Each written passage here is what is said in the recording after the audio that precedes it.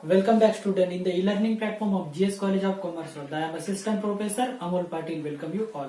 तो कल के वीडियो लेक्चर में हमने नया टॉपिक शुरू किया था जिसका नाम था होल्डिंग कंपनी और होल्डिंग कंपनी का बेसिक पूरा का पूरा कॉन्सेप्ट हमने कल के वीडियो लेक्चर में आपको क्लियर करके दिया था कि होल्डिंग कंपनी कैसी होती है और उसको कौन कौन से अकाउंट मतलब कौन कौन से मेन पॉइंट बनते हैं और उसकी ट्रीटमेंट हम कैसे करते हैं, उसकी कंसोलिडेटेड बैलेंस शीट कैसे बनाती है, ये उसका ओवरव्यू हमने कल के वीडियो लेक्चर में देखा था। आज हम देखने वाले हैं कि अगर आपको न्यूमेरिकल प्रॉब्लम सॉल्व करना है तो न्यूमेरिकल प्रॉब्लम सॉल्व करने के लिए उसके जो स्टेप है वो कैसे रहते हैं और अगर आपको स्टेप आपको याद है तो आप इजीली एग्जांपल को सॉल्व कर सकते हैं। तो उसके लिए जो स्टेप मैं यहाँ पे आपको समझाने वाला हूँ वो सभी के सभी स्टेप आपको अपने बुक में भी नोट डाउन करके रखना है ताकि आपको उसकी ताकि आपको आसानी से वो समझ में आ जाएंगे और उसमें से सभी के सभी स्टेप तो हर एग्जाम्पल में नहीं आएंगे पर उससे कोई ना कोई स्टेप आपको हर एग्जाम्पल में लगने ही वाले हैं। तो इसीलिए आप ये जो ढांचा है स्टेप वाला वो आपको नोटबुक में क्या करना है, उसको अच्छे से प्रिपेयर करके रखना है ताकि आपको एग्जाम्पल अच्छे तरीके से क्लियर हो जाए। पर मैं आपका ज्यादा वक्त ना लेते हुए उसको सॉल्व करने की शुरुआत करते हूँ। तो सबसे पहले अगर आपको एग्जाम्पल सॉल्व करना है, होल्डिंग कंपनी का मीनिंग क्या होता है, सब्सिडरी कंपनी का मीनिंग क्या होता है, कल हमने यहाँ पर देखा था। तो आपको पहला काम यही करना है कि अगर कंपनी के शेयर्स नहीं गिवन है तो पहले आपको number of share find out करने हैं। कंपनी के पास कितने नंबर ऑफ शेयर है तो हम नंबर ऑफ शेयर को फाइंड आउट करेंगे। Number of subsidiary company share, number of subsidiary company share, number of subsidiary company के शेयर्स कितने, ये यहाँ पर हमें क्या करना पड़ेगा, पहले कैलकुलेट करना पड़ेगा। ठीक है, तो ये नंबर ऑफ शेयर्स का मीनिंग होता है इसकी टोटल कितने शेयर्स है सब्सिडरी कंपनी के, गिवन होंगे तो ठीक, नहीं गिवन होंगे तो आपको total number of subsidiary company के शेयर्स निकालने पड़ेंगे। उसके निकालने का फॉर्मूला हमारे पास है शेयर कैपिटल सब्सिडरी कंपनी का share capital divided by each मतलब पर शेयर जो पर शेयर कंपनी का है उसे आप डिवाइड कर दो ताकि आपको नंबर ऑफ शेयर मिल जाएंगे। ये आपके स्टेप का कैलकुलेशन नहीं है पर आपको इजीली कैलकुलेट करने के लिए बाकी के जो स्टेप कैलकुलेट करना है तो उसके लिए टोटल नंबर ऑफ शेयर निकालना बहुत जरूरी होते हैं। और total of number of share निकालने के लिए जितने भी शेयर कैपिटल उसे आप ईच वन शेयर या पर शेयर से डिवाइड कर दो, जितना भी पर शेयर रुपीज में गिवन है उसको आप डिवाइड कर दो ताकि आपको नंबर ऑफ शेयर्स मिल जाएंगे। सबसे पहली स्टेप है स्टेप नंबर वन हम निकालेंगे। जब भी आपको होल्डिंग कंपनी का एग्जांपल सॉल्व करना है तो ये पहली स्टेप रहेगी आपकी जिसको आप कहेंगे शेयर होल्डर रेशियो, या उसको दूसरा नाम है मेजॉरिटी रेशियो। उसका दूसरा नाम है मेजॉरिटी रेशियो। उसको दो नाम से पुकारा जाता है, एक तो शेयर होल्डर रेशियो आएगा नहीं तो मेजॉरिटी रेशियो आएगा। अभी ये मेजॉरिटी रेशियो होता क्या है तो ये आपको समझना बहुत जरूरी है।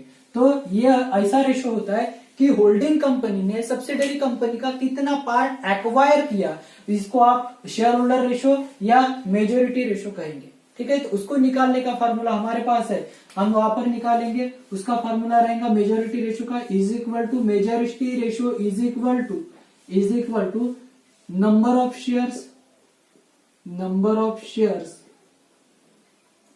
acquired by holding company divided by total shares of subsidiary company। ठीक है, आपको पहले क्या करना पड़ेगा, उस कंपनी का पोर्शन निकालना पड़ेगा, मेजॉरिटी रेशियो निकालना पड़ेगा। तो मेजॉरिटी रेशियो निकालने का फॉर्मूला है हमारे पास number of shares acquire by holding company. जो दूसरी कंपनी बड़ी कंपनी है उसने छोटी कंपनी के जितने भी शेयर्स एक्वायर किए उतने टोटल नंबर ऑफ शेयर लिखो और वो जो सब्सिडरी कंपनी है उसको डिवाइड करो किसके टोटल नंबर ऑफ शेयर से। अगर आपको परसेंटेज में कैलकुलेट करना है तो इंटू 100 कर सकते हो, पोर्शन में कैलकुलेट करना है तो वही फॉर्मूला विदाउट 100 का फॉर्मूला आप लगा सकते हो। यहाँ पर आपको मेजॉरिटी रेशियो निकल के आएगा। तो आपको मेजॉरिटी रेशियो का मीनिंग समझ में आ गया होगा। दूसरा इसका अपोजिट रहेगा स्टेप नंबर टू, इसका अपोजिट बनेगा जिसको हम बोलेंगे माइनॉरिटी रेशियो, जिसको हम क्या कहेंगे माइनॉरिटी रेशो। माइनॉरिटी रेशो का मीनिंग क्या होता है, कितना पोर्शन हमने एक्वायर नहीं किया। जो एक्वायर किया उसको बोलेंगे मेजॉरिटी रेशो, और जिसको एक्वायर नहीं किया उसको बोलेंगे माइनॉरिटी रेशो। और माइनॉरिटी रेशो का शॉर्ट फॉर्मूला बन जाएगा 100% minus majority ratio. 100% minus majority ratio, ये आपका शॉर्ट फॉर्मूला बन जाएगा। इसका मतलब मेजॉरिटी रेशो 60% है तो माइनॉरिटी कितना होगा, उसका अपोजिट 40%। ये 75 है तो इसका कितना रहेगा 25। ये 70 है तो इसका कितना रहेगा 30। तो ये मेजॉरिटी रेशो और ये माइनॉरिटी रेशो, ये दो रेशो आपको बहुत इंपॉर्टेंट रहते हैं और इसका कैलकुलेशन करना बहुत जरूरी पड़ता है आपको एग्जाम्पल अच्छे तरीके से सॉल्व करना है। तो दो रेशो हमारे यहाँ पर निकला है, मतलब दो स्टेप हमने यहाँ पर सॉल्व कर लिए। पहली स्टेप हो गई हमारी मेजॉरिटी की और दूसरी हो गई माइनॉरिटी की। तीसरा हमारे पास आता है स्टेप नंबर 3। स्टेप नंबर 3 यहाँ पे हम निकालेंगे कैपिटल प्रॉफिट। यहाँ पे हम क्या निकालेंगे, कैपिटल प्रॉफिट, जिसको हम प्री एक्वाजिशन प्रॉफिट भी कहेंगे। प्री एक्वाजिशन प्रॉफिट भी यहाँ पर कहेंगे, ठीक है। अभी ये प्री एक्वाजिशन प्रॉफिट क्या होता है, कैपिटल प्रॉफिट क्या होता है, इसके लिए हमने अलग से टॉपिक सीख लिया है जिसका नाम है प्रॉफिट प्रायर टू इनकॉर्पोरेशन। वहां पे हमने टोटली डिस्कस कर लिया कि प्री एक्वाजिशन पीरियड क्या होता है या पोस्ट एक्वाजिशन पीरियड क्या होता है। फिर भी यहाँ पर एक छोटी सी वर्किंग में आपको बना के समझाने वाला हूँ कि प्री एक्वाजिशन का क्या है और पोस्ट एक्वाजिशन का क्या है, ताकि आपको अच्छी तरीके से समझ में आ जाए। तो मान लो हमारा जो बिजनेस है वो 1 अप्रैल टू 31 मार्च, ये हमारा फाइनेंशियल ईयर है। 1 अप्रैल टू 31 मार्च ये हमारा क्या है, फाइनेंशियल ईयर है। यहाँ से हमारा बिजनेस स्टार्ट होता है, यहाँ पे हमारा बिजनेस एंड होता है हर साल में। हमने क्या कर दिया, 1 अक्टूबर को हमने क्या कर दिया, 1 अक्टूबर को ये बिजनेस एक्वायर कर लिया। एक्वायर करने का मीनिंग ये बिजनेस, दूसरा जो होल्डिंग कंपनी थे उसके शेयर्स हमने परचेस कर लिए। कब परचेस कर लिए, 1 अक्टूबर तक हमने परचेस कर लिए। अभी 1 अक्टूबर के पहले जो प्रॉफिट रहेगा इसको बोलेंगे हम, जो 1 अक्टूबर है उसको डेट, उस डेट को नाम दिया जाएगा डेट ऑफ एक्वाजिशन। उस डेट को क्या कहेंगे आप, डेट ऑफ एक्वाजिशन। एक्वाजिशन की जो डेट है उसको डेट ऑफ एक्वाजिशन कहेंगे। और इसके डेट के पहले, मतलब हमारा शेयर्स परचेस करने से पहले और हमारे परचेस करने के बाद, यहाँ पे 2 पीरियड का कैलकुलेशन हमने किया है। एक को नाम देंगे हम प्री एक्वाजिशन पीरियड और दूसरे को नाम देंगे हम पोस्ट एक्वाजिशन पीरियड।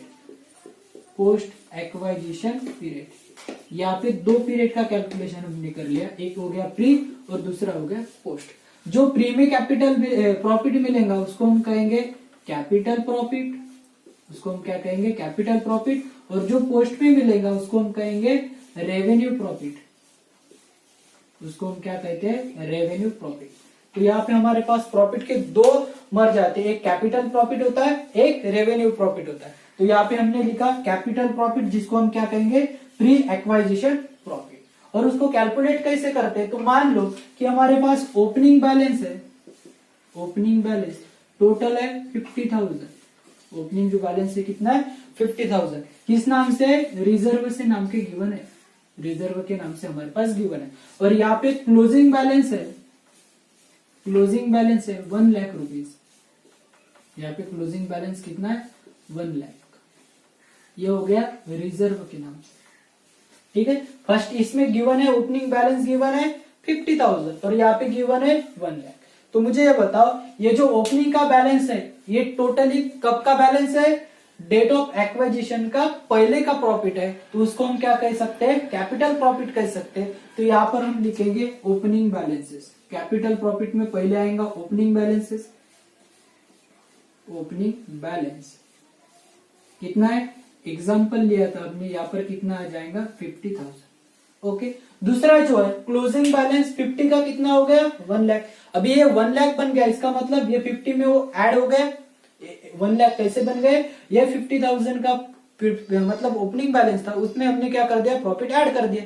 जैसे कि हमने बोला एक हमारे पास मड़का है, ये मड़के में हमने क्या कर दिया, 50,000 रुपए जमा कर दिए थे। अब ईयर एंडिंग में हमारे उस मड़के में कितना कितना बन गए टोटल प्रॉफिट हमारा 1 लाख, रिजर्व कितना बन गया 1 लाख। इसका मतलब पहले था 50,000, अभी 1 लाख बन गया। इसका मतलब करंट ईयर में कितना कमाया, तो करंट ईयर में हमने कमाया जो भी है वो हमारा क्या रहेगा, प्रॉफिट, करंट प्रॉफिट। तो उसको हम यहाँ पर निकाल लेंगे करंट प्रॉफिट को। करंट प्रॉफिट को निकालने का फॉर्मूला हमारे पास रहेगा closing minus opening, closing minus opening. तो क्लोजिंग कितनी है 1 लाख, ओपनिंग कितनी है 50,000, तो टोटल कितने बन जाएंगे 50,000। ये हो गया हमारा करंट ईयर का प्रॉफिट। तो इस ड्यूरेशन में मतलब 1 अप्रैल से लेकर 31 मार्च तक हमने कितना प्रॉफिट अर्न किया, 50,000 का प्रॉफिट हमने अर्न किया। ठीक है, तो यहाँ पर हमारा जो कैलकुलेशन रहेगा उसको 2 पार्ट में हम डिवाइड करेंगे। ये 50,000 को, ये पूरा का पूरा हमारा कैपिटल आ गया, ओपनिंग वाला पूरा का पूरा कैपिटल प्रॉफिट आ गया। बट ये जो 50,000 थे उसको हम 2 पार्ट में डिवाइड करेंगे, एक रहेगा प्री का और एक रहेगा पोस्ट का। जो प्री का रहेगा या फिर पोर्शन करते हैं, तो कितने टोटल कब परचेस किए 1 अक्टूबर, तो मतलब यहाँ पे 6 मंथ आ जाएंगे और यहाँ पे भी कितने 6 मंथ का कैलकुलेशन आ जाएंगे। मतलब 12th मंथ में हमने टोटल 50,000 अर्न किए, तो 6 मंथ में कितने अर्न किए होंगे, तो उसका रेशो हमें यहाँ पर निकालना पड़ता। तो यहाँ पे निकालेंगे करंट प्रॉफिट, करंट प्रॉफिट कितना आ जाएगा, तो टोटल प्रॉफिट हमने इस साल 50,000 अर्न किया, उसमें से 6 मंथ का हमारा करंट कैपिटल प्रॉफिट हो गया, ये आ गया 25,000, मतलब बन जाएगा 75,000। ओके, ये हो गया हमारा करंट ईयर का प्रॉफिट। तो ये हो गया टोटल कौन सा प्रॉफिट, कैपिटल प्रॉफिट। और पोस्ट वाला जो रहेगा वो कौन सा रहेगा, रेवेन्यू प्रॉफिट। तो स्टेप नंबर 4 हमारी आएंगे, स्टेप नंबर 4 हमारी आएंगे रेवेन्यू प्रॉफिट। रेवेन्यू प्रॉफिट कितना बन जाएगा रेवेन्यू प्रॉफिट, तो रेवेन्यू प्रॉफिट बन जाएगा जो बाकी का रहे 6 मंथ का। तो टोटल हमारा प्रॉफिट हमने अर्न किया था, टोटल प्रॉफिट हमने करंट ईयर में अर्न किया था, करंट ईयर में 50,000, उसमें से इस प्री पोस्ट का कितना हमारा 6 डिवाइडेड बाय 12, तो हमारे कितना बन जाएगा 25,000। और इस प्रॉफिट को हम क्या कहेंगे, पोस्ट एक्वाजिशन प्रॉफिट। इस प्रॉफिट को हम क्या कहेंगे, पोस्ट एक्वाजिशन प्रॉफिट। तो यहाँ पे हमने 2 प्रॉफिट का कैलकुलेशन कर लिया, एक प्री हो गया एक पोस्ट हो गया। प्री को बोलेंगे कैपिटल प्रॉफिट और पोस्ट को बोलेंगे रेवेन्यू प्रॉफिट। तो ये हो गया हमारा स्टेप नंबर 4। यहाँ तक किसी को कोई प्रॉब्लम, क्लियर हो गया सबको? तो सबको यहाँ पर ये जो नोट मैंने बनाई ये सबको आपको नोट डाउन करके रखना है, ताकि आपको ज्यादा डिफिकल्टी नहीं जाएगी। ओके, फिर हम सॉल्व करते हैं, यहाँ तक हो गया। फिर हम सॉल्व करेंगे कि हमारे पास गुडविल है या कैपिटल रिजर्व है, उसको हम सॉल्व करेंगे स्टेप नंबर 5 में। स्टेप नंबर 5 पर अगर हम आते हैं तो यहाँ पे हम कैलकुलेट करेंगे गुडविल या ऑब्लिक, क्या हमारा क्या रहेगा, कैपिटल रिजर्व। एक तो हमारे पास गुडविल रहेगा या हमारा कैपिटल रिजर्व रहेगा। गुडविल का मीनिंग क्या होता है कि कोई भी बिजनेस परचेस करने के लिए हमने ज्यादा के पैसे दिए उसको कहेंगे गुडविल। और कैपिटल रिजर्व का मीनिंग होता है कि कम पैसे में हमने ज्यादा के शेयर्स परचेस कर लिए, उसको कहेंगे हम कैपिटल रिजर्व। ये रहता हमारा कैपिटल प्रॉफिट। तो उसको कैलकुलेट करने का फॉर्मूला हमारे पास है। पहले हम लिखेंगे कॉस्ट ऑफ परचेस। क्या लिखेंगे, कॉस्ट ऑफ परचेस। इसको आप इन्वेस्टमेंट के जरिए देख सकते हो। आपका जो एच लिमिटेड है, एच लिमिटेड के केस में आपको इन्वेस्टमेंट के नाम से दिया जाएगा, ये रहेगा कॉस्ट ऑफ परचेस। यहां से लेस करना है आपको, यहां से क्या करना है, लेस करना है। यहां से 2 चीजें आपको लेस करनी पड़ेंगी। एक share capital, share capital yes limited, but कितना, मेजॉरिटी रेशो वाला। जितना मेजॉरिटी रेशो इसका है उस रेशो में जितना आएगा उतना लेस करना पड़ेगा। और दूसरा कैपिटल प्रॉफिट, दूसरा क्या रहेगा, कैपिटल प्रॉफिट। जो हमने यहाँ पर कैपिटल प्रॉफिट निकाला ये भी हम यहाँ से क्या कर देंगे, लेस कर देंगे। तो कैपिटल प्रॉफिट इनटू इसमें भी क्या कर देगा, मेजॉरिटी रेशो जो रहेगा उस रेशो में आपको क्या करना है, मेजॉरिटी रेशो में प्रॉफिट निकालना है। ये 2 चीज आपको लेस करनी है। उसके बाद अगर आपकी अमाउंट प्लस में आती तो उसको नाम देना है गुडविल। ये हो गई प्लस में आई तो। अगर ये माइनस में आती है तो इसका नाम देना है कैपिटल रिजर्व। कैपिटल रिजर्व इसको नाम देंगे अगर ये माइनस में आती है। ठीक है, प्लस में आती है तो आप क्या बोलेंगे उसको गुडविल, और माइनस में आती है तो क्या बोलेंगे कैपिटल रिजर्व। इसका मतलब हमने इतना एक्सपेंसेस किया, इतनी इन्वेस्टमेंट की और इतना टोटल पोर्शन हमें मिल गया। अगर ये मिला वाला पोर्शन इस इन्वेस्टमेंट से कम है तो हमारी गुडविल बन जाएंगी, और अगर ये ज्यादा है तो हमारा प्रॉफिट बन जाएगा, जिसको हम कैपिटल रिजर्व के नाम से यहाँ पे ट्रीट करेंगे। तो यह बन गई हमारी स्टेप नंबर 5। ठीक है, देन हम स्टेप नंबर 6 यहाँ पे निकालेंगे। स्टेप नंबर 6 को हम यहाँ पे निकालेंगे। अभी हम क्या कर रहे हैं, पूरा का पूरा बिजनेस परचेस नहीं किया, कुछ पोर्शन ही हमने परचेस कर लिया, बाकी का जो भी पोर्शन हमारा बचेगा, ठीक है, उसको हम कहेंगे माइनॉरिटी इंटरेस्ट। ठीक है, माइनॉरिटी रेशो का मीनिंग हमने समझा कि जो पार्ट हमने एक्वायर नहीं किया, जो पार्ट हमने परचेस नहीं किया, उसको हम क्या कहेंगे मेजॉरिटी रेशो। ठीक है, और उसका इंटरेस्ट हमें कैलकुलेट करके देना है। इंटरेस्ट का मीनिंग होता है उसका हिस्सा, तो माइनॉरिटी का कितना हिस्सा रहेगा वो कैलकुलेट करने के लिए हम यहाँ पे स्टेप नंबर 6 लिखेंगे, जिसका नाम है माइनॉरिटी इंटरेस्ट, जिसका नाम रहेगा माइनॉरिटी इंटरेस्ट। माइनॉरिटी इंटरेस्ट का पार्ट आपको कैलकुलेट करना है। अभी मुझे बताओ माइनॉरिटी इंटरेस्ट का जो पार्ट है वो किस किस में रहेगा। एक तो कैपिटल में रहेगा, जितना भी कैपिटल वो रहेगा, कैपिटल प्रॉफिट में भी उसका पोर्शन रहेगा और रेवेन्यू प्रॉफिट में भी उसका पोर्शन रहेगा। तो इन तीनों की अगर आप टोटल करते हैं तो आपको क्या मिल जाएगा, माइनॉरिटी इंटरेस्ट मिल जाएगा। तो माइनॉरिटी इंटरेस्ट निकालने के लिए आपको 3 चीजें देखना पड़ेगा। पहले तो share capital of yes limited, और उसमें भी आपको क्या करना है, मल्टीप्लाई करना है। किस रेशो में, माइनॉरिटी रेशो में मल्टीप्लाई करना है, यहाँ पे मिल जाएगा। दूसरा रहेगा कैपिटल प्रॉफिट, दूसरा क्या रहेगा कैपिटल प्रॉफिट, इसको भी आपको क्या करना है, माइनॉरिटी रेशो से मल्टीप्लाई करना है। और तीसरा रहेगा रेवेन्यू प्रॉफिट, इसको भी आपको क्या करना है, उसका जो रेशो है माइनॉरिटी रेशो उससे मल्टीप्लाई करना है। तो आपको टोटल मिलेंगी, जिसका नाम रहेगा माइनॉरिटी इंटरेस्ट। उसको आप क्या कहेंगे, माइनॉरिटी इंटरेस्ट कहेंगे। तो ये हो गया आपके स्टेप नंबर 6। ठीक है, तो हमने कैपिटल का पोर्शन डिवाइड कर लिया, उसके बाद कैपिटल प्रॉफिट का पोर्शन डिवाइड कर लिया। अब बचा क्या, रेवेन्यू प्रॉफिट का पोर्शन बच गया, जो हमने इसको तो माइनॉरिटी को तो दे दिया, हमारा जो बचा है वो हमारा अभी तक हमने रिसीव नहीं किया। तो उसके लिए हमें एक स्टेप नंबर 7 निकालनी पड़ेगी, जिसका नाम है कंसोलिडेटेड प्रॉफिट।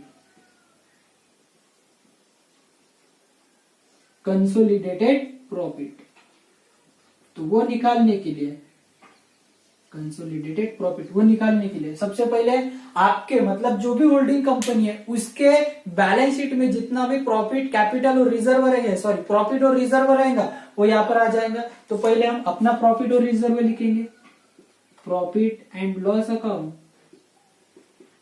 एच लिमिटेड का, ऑफ एच लिमिटेड। हमारा जो प्रॉफिट लॉस अकाउंट है ये टोटल यहाँ पर आ जाएगा, और यहाँ पे profit of loss account, profit and loss account कौन से कंपनी का, ऑफ यस लिमिटेड का। कितना पोर्शन यहां से मल्टीप्लाई करना है आपको, कौन से रेशो में, मेजॉरिटी रेशो में मल्टीप्लाई करना है। तो ये पोर्शन आपको यहाँ पे मिल जाएगा। तो इसको आप कहेंगे कंसोलिडेटेड प्रॉफिट। तो ये ऐसे टोटल हमारे 7 पोर्शन हो गए। तो इस पोर्शन को आपको कैलकुलेट करना है। ठीक है, टोटल कितने हो गए, 7। सबसे पहले हमने क्या किया, शेयर होल्डर रेशो निकाला, जिसको माइनॉरिटी रेशो कहते हैं। सेकंड में हमने मेजॉरिटी रेशो कहते हैं। सेकंड में हमने माइनॉरिटी रेशो को कैलकुलेशन किया। नेक्स्ट हमने कैपिटल प्रॉफिट को कैलकुलेट किया। नेक्स्ट हमने रेवेन्यू प्रॉफिट को कैलकुलेट किया। वैसे गुडविल, माइनॉरिटी इंटरेस्ट और कंसोलिडेटेड प्रॉफिट का भी कैलकुलेशन यहाँ पर कर दिया। तो ये स्टेप आपको अपने कॉपी में नोट डाउन करके रखना है, ताकि आपको कंसोलिडेटेड बैलेंस शीट बनाने में इजी जाए। क्योंकि इस वर्किंग से आपको क्या बनाने पड़ेंगे, बैलेंस शीट बनानी पड़ेगी। तो ये वर्किंग आपको आनी चाहिए और उसकी वर्किंग का कैसे करना है ये यहाँ पर मैंने आपको क्लियरली समझा दिया। तो उसको अगर एग्जाम्पल हमारे आ जाएंगे तो आपको क्लियरली उसको समझ में आ जाएगा। तो आपको पहले ये स्टेप अपनी कॉपी में नोट डाउन करना है ताकि आपको इजिली ये पूरा का पूरा कैलकुलेशन जो हम आगे के एग्जाम्पल सॉल्व करने वाले वहां पर मिल जाएगा।